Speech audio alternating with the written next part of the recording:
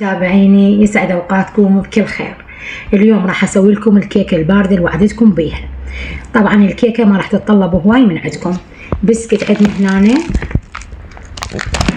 مال الشاي، وهنا عندنا الكاكاو، هنا عندنا دهن جنة، وهنا عندنا شوكولا للتزيين، وهنا عندنا الحليب، وهذا ما يبارد بعدين اسوي به الايس كريم، وهنا الكاكاو الباودر الخام. هاي المواد كليتها وما راح تخسركم بشيء. هواي اكو من عندي طلبه يقولون الكيكه عندنا مالت الفرن تهبط وما بيها كل طعام، فهاي الكيكه كلش سهله وما يحتاج لها لا فرن ولا جهود ولا بيض ولا دهين ولا كل شيء، يعني بس زيت من هذا اللي قلت لكم عليه الدهين، ما يحتاج هوايه. فراح نبدي هسه بالصلاه على محمد وآل محمد ونبدي الفيديو مالتنا. بنات راح نجي نخلي البسكيت ولازم نطحنه بهاي الطريقة، نطحنه وياكم بكل سهولة. طبعا هي راح تصير على شكل قصات حتى تفيدكم بالمناسبات، تفيدكم بأعياد الميلاد، عصرونية ويا القهوة، تفضل طعمها كلش طيب. راح ان شاء الله تجربوها وتكتبوا لي بالتعاليق تقولوا لي ايش قد طعمها طيب.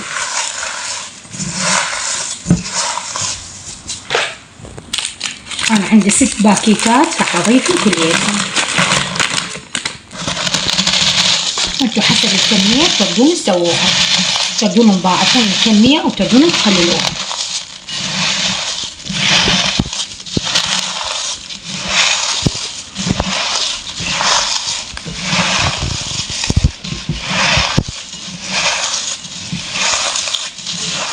هواي بنات طلبة من عندي خطية كيكة الباردة، وهي الكيكة الباردة بها طرق هواية،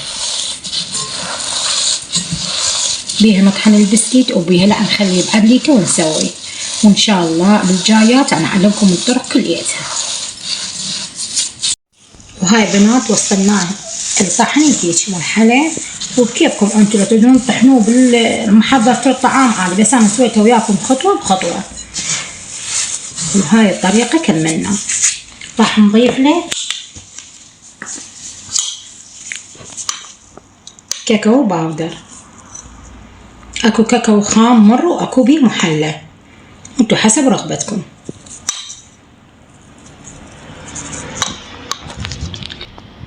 هنا راح نضيف 5 معالق حجم هاي المعلقة مالت الاكل، واذا نحتاج بعد هم نضيف.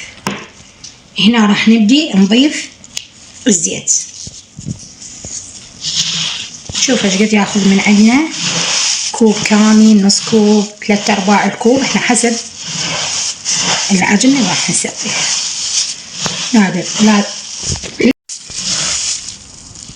هنا ضفنا الكوب كامل مثل ما تشوفون، وراح نبدي نعجن. هنا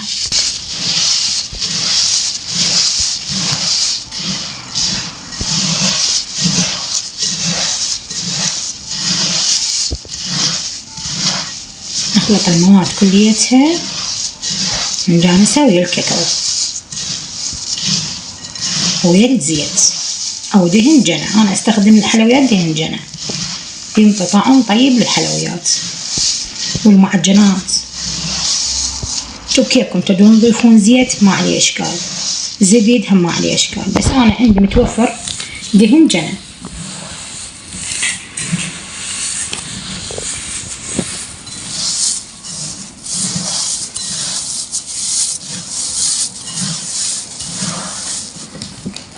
عندنا هنا الحليب، ما راح اخليه انا كليته، انا بصير لكم بالقياس، راح اقيس كوب كامل ونشوف ايش قد نحتاج. نفس القياس الكوب اللي قسنا بيه العفو الدهن قسنا بيه الحليب، ونشوف ايش قد هم ياخذ من عندنا، واذا احتاجينه فوق الكوب هم موجود نضيف.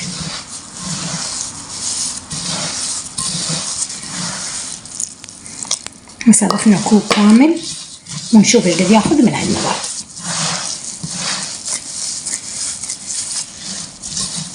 كذا راح يشكل عندنا العجينة.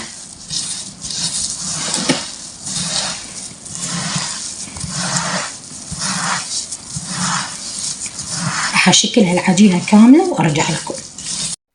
بنات هنا احتاجت بعد ربع كوب من الحليب، وهم نبدأ نعجن به.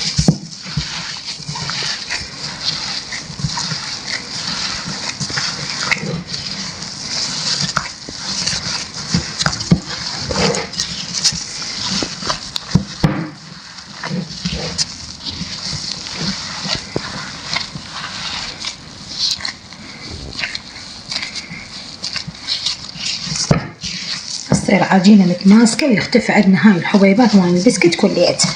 راح اعجنها ان شاء الله واكملها وارجع لكم بالتصوير. وهنا بنات وصلنا لهاي المرحلة، اختفت الحبيبات، صارت هيك عجينة وبيها لمعة من الزيت. هسه نحتاج ورق الزبدة على مود نشكلها للعجينة، وراح اراويكم بعد الخطوات الجاية. نحتاج هنا ورق الزبدة والشوارك.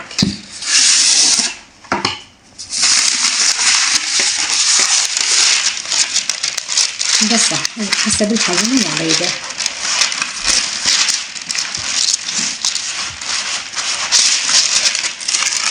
ونبدأ نطبق عليه وناخذ بعد شوية.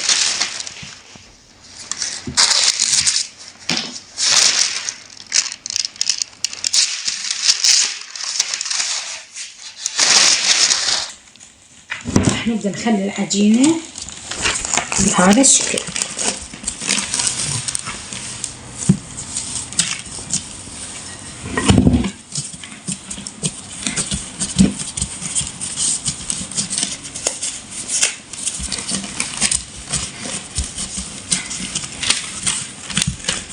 طبعا تشوفوه ما اعرف البسه، بس واحده من المتابعات تقولي شلون تسوينه بايدك، خاف ما يعني ميكروبات او شغلات. فحبيبتي انا الاكل اللي قاعد اسوي دا ناكله احنا، يعني انا ما جاي ابيع او اوديه محلات او عازمه احد عليه.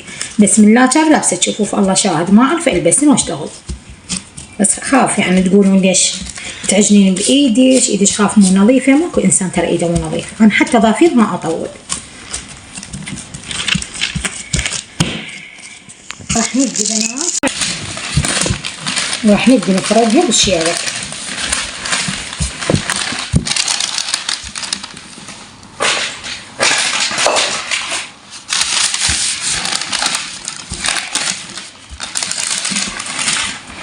نبدي نعدلها ونسويها على شكل مستطيل.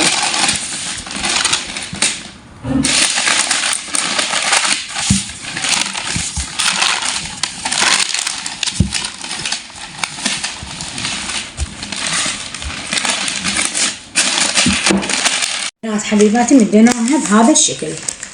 العجينة كورناها قدامكم، شكلناها برق الزبدة وبالشيبك مديناها هيك. هسه راح نسوي بعد الطريقة الثانية. الخطوة الثانية هدول نضبط الايس كريم ونحشي العجينة كليتها. وهنا بنات حبيباتي دا نضيف الايس كريم، نوعية الايس كريم الفيزون. نضيف كوب واحد، إذا عندكم كوب القياس هذا نفس القياس مالت الكوب. راح نضيف مي مثلج. شوفوا هسه أنا مخليه حتى ثلج بيه، أو نضيف عليه.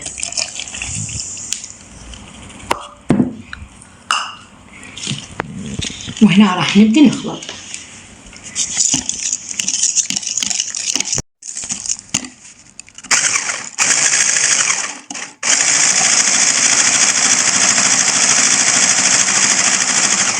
أخلطه كامل وأرجع لكم للأنصوت.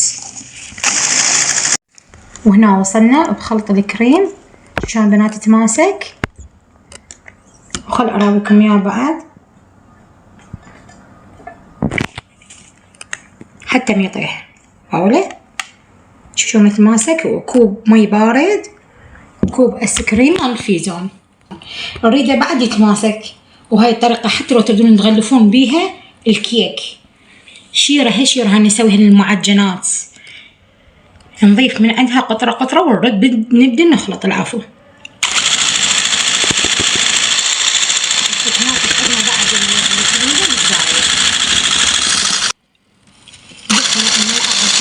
راح ندي مخلط.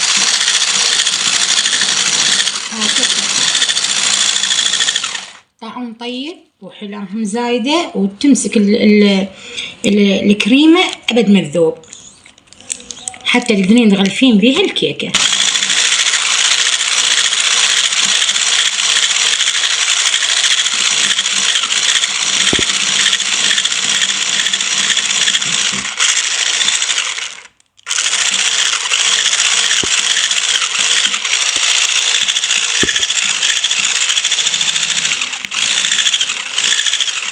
كملنا بنات هنا خلط الكريمة وصارت بهاي الطريقة. شوفوا هسه حتى لو اخليها هيجي ما تنزل ولها. هسه راح نبدأ نحشي بيها الكيك. لازم نخلطها نوخر الهواء اللي بيها.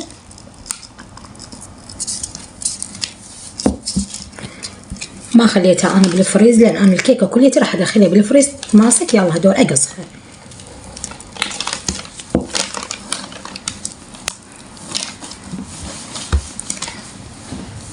نبدأ هنا فرد الكريمة على عجينة الكيك.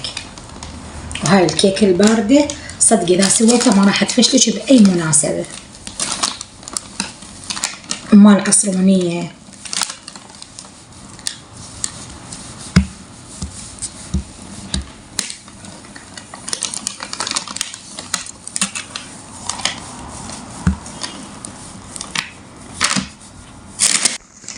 بنات. وطريقة الكريمة طريقتين إلها، تردين تخلين المي بارد مثلج شلون أنا سويت، أو ترديها بطعم الحليب.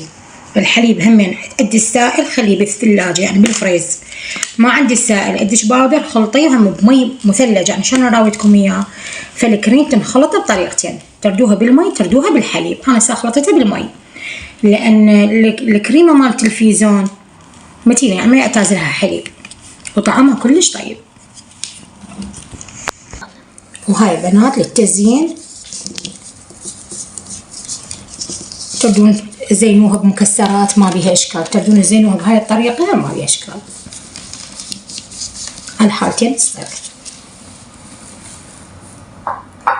راح تجي عندنا هنا المرحلة هنا تكون اللف. شوفوا بنات راح نلفها بهاي الطريقة. كل ما تلفيها راجعين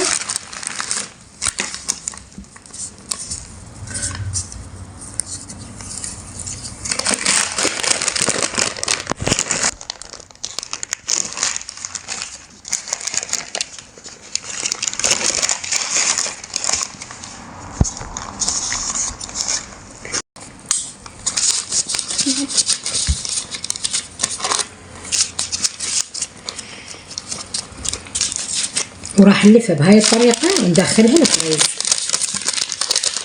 ربع ساعة نص ساعة بكيفكم انتو بنات. هالمرحلة بنات طلعناها من الفريز راح نبدي نقصها. داخلها هذا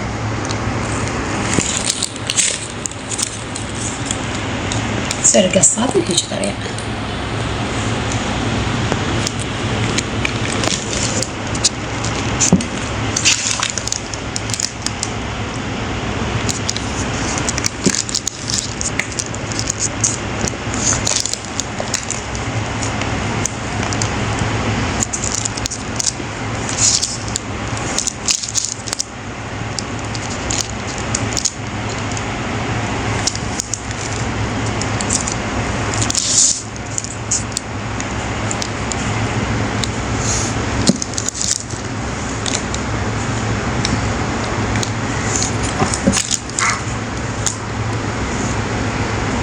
وصلنا لهنا وراح ندي نرش الصوص.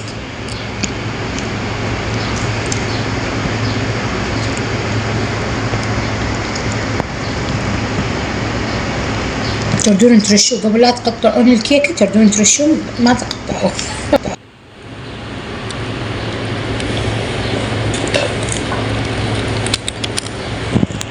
راح نخلي هنا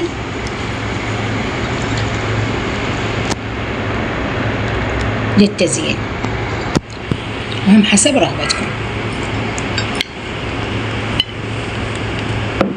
وهذا عندنا الطبق هنا كمان. هنا انا سويت عندي عجينة السكر، هم سويت لي كيكة اليوم عيد ميلاد بنتي، حبيت اسوي لها هاي القصة واخلي بيها شمعة، وصارت بهاي الطريقة.